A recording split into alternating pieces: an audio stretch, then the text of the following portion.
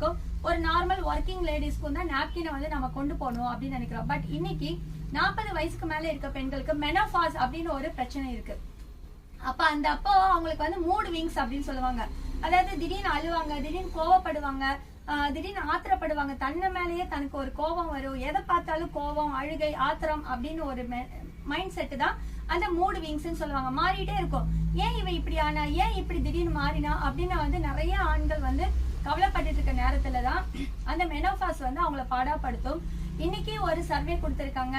Teenage கேர்ள்ஸும் சரி, சில பெண்கள் வந்து சூசைட் பண்ணிக்கிறது எல்லாமே 90% வந்து அவங்க பீரியட்ஸ் டைம்ல தான் சூசைட் பண்ணிருக்காங்க. சோ அப்ப ஏன் அப்படின்னா அந்த அன்னைக்கு அவங்களுக்கு ஒரு மன உளைச்சல் இருக்கு. சோ இதுல இருக்கிற அந்த ஆனியல் ஸ்ட்ரிப் அவங்களோட ஹார்மோன் இம்பேலன்ஸ் பண்ணி நம்மளோட அந்த மூட் விங்ஸ்ங்கிறத வந்து ஒரு பேலன்ஸ் பண்ணி கொடுக்கும்.